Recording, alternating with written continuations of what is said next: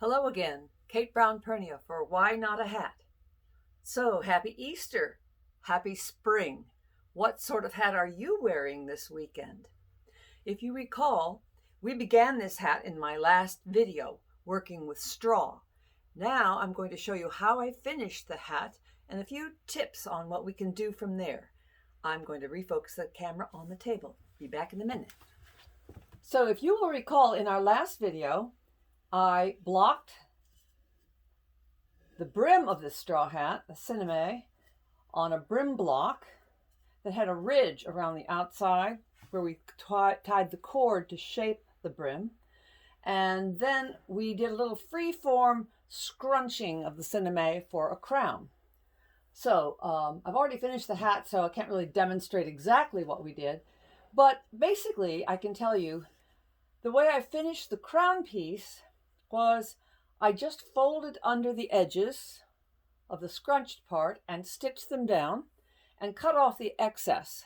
And then I was trying to decide what to do about lining the crown before I attached it to the hat. And then I realized this is the sort of hat that one calls a platter, or these days sometimes they're called hattinators, which I guess is some kind of a cross between a fascinator and a platter hat. But anyway, it's rather flat and perches on the top of the head. So I realized I didn't need to cut a hole in the brim to attach the crown. I just sewed this crown right to the center of the brim. As you will see, there's no hole. And then I went ahead and made a springulator like we did in a former video. I think it was the wire to fascinator video. I will post a link so that you can review that if you need to. Now, how did I finish the edges of this brim?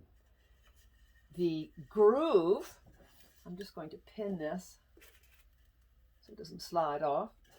The groove in the hat block gave me a guide for where to put the wire. I wanted to wire the outside edge so it would hold its shape. And I started off with a number 21 millinery wire, which is lightweight. And I chose that because this is a lightweight straw and I didn't want it to distort the brim. But I discovered when I did that, it really didn't hold the shape. It sort of waved a bit. So I opted to take that wire out and use a number 19 millinery wire, which is a little bit heavier. I straightened it out with my thumb a bit and fitted that wire right into the groove where I had blocked with the cord on the brim block, rather like this. And I stuck the wire in there, and I'll show you how I sewed it on. I used my trusty little Singer featherweight machine, and I put a zipper foot. Let me show you. A zipper foot, which allows me to get rather close to the wire without running the needle over the wire and breaking the needle. So then I stitched closely like this. Now I have the needle on the far side of the foot because I don't want it to be too close to the wire. But I stitched it along there to get it in place and trimmed off the excess.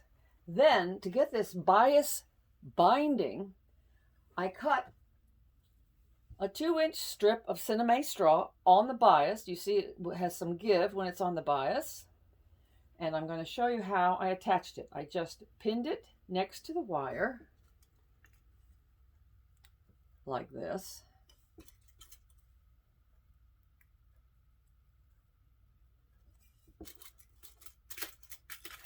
Help if I got my pins a little closer, wouldn't it?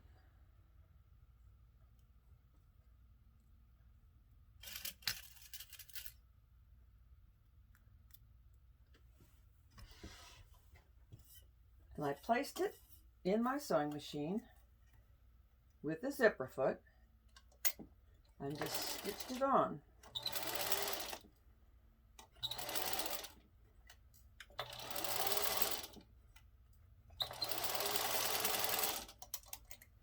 Here we go.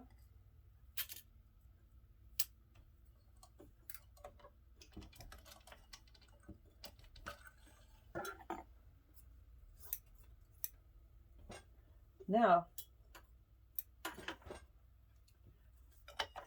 get rid of the sewing machine now.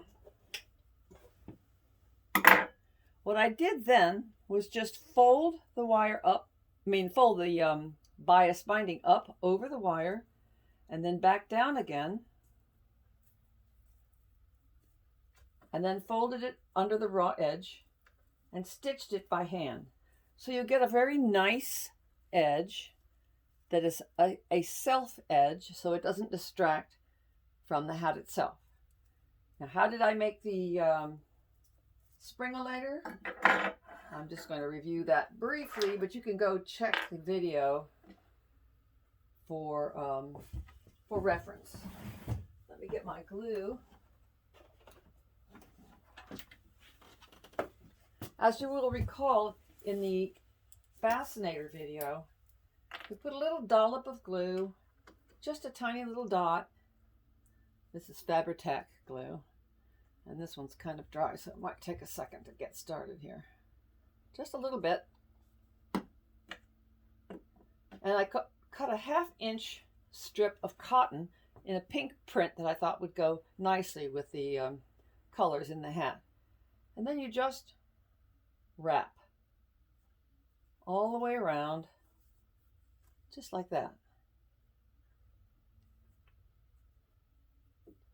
So that's all there is to that little process. Very easy, and I'm sure some of you have already made multiple fascinators using this technique. It's a lot of fun to play with. Now, what I did was I made a circle, 2 circles.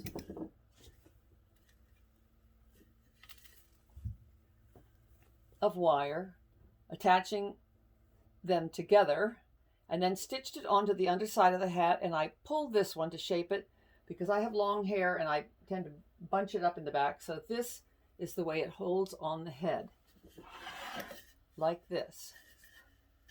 Now, I could have made this a little bit longer. I have too much hair, and so I think in the next one I'll make it a little bit longer, but you can measure. I went back and looked at my old millinery notes for millinery school, and she said to measure the crown and make 2 circles the size of the crown to do this. So you can try that, but whatever method works for you. I'm just pinning this on. Now, the other thing that I use to hold on the hat, since I have long hair, is the hat pin. And I made this little sweet thing out of just some beads I happen to have on hand. It's rather small, but for my long hair, I like a bigger hat pin. This is a wonderful vintage pin that somebody gave me, and I wanted to talk to you a little bit about using vintage materials. This pin is old, probably from the early 1900s, when people wore large hats with lots of feathers and trim on their hats and needed big pins to hold it to their big hairdos. This one, and here's another one, both of them very nice pins. Now, the shaft of the pin was very discolored and I don't know what you call it on metal, but not rusty exactly, but grungy. And you don't want to put that through your pretty straw hat. So the trick is to use a little fine, what did I do with it?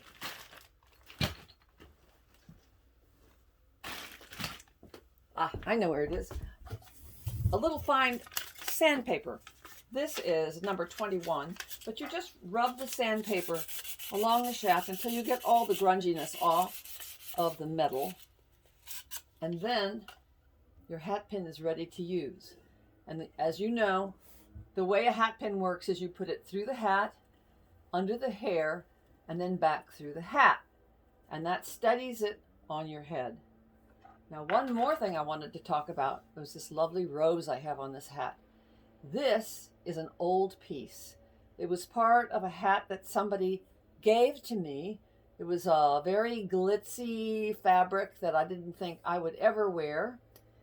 But they had 2 of these beautiful silk roses on the hat. So I took the hat apart, saved the fabric for another use, and I decided to recycle this beautiful rose. I have 2 of them. One is a lighter color, but this one was just the right color for this hat.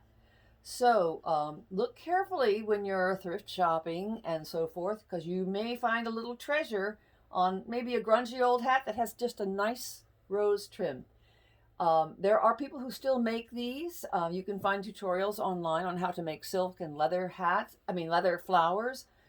Charles Lubin in New York is still making these gorgeous flowers, and they're quite expensive, but I would go to his website and take a look because you'll be amazed at the beautiful things that they have. No plastic in this flower. This is all silk with bias cut curved little stems. I just think it's exquisite. Not perfect. There are a few little flaws in it, but that's part of its charm. So, happy Easter, and please wear a hat. Why not a hat?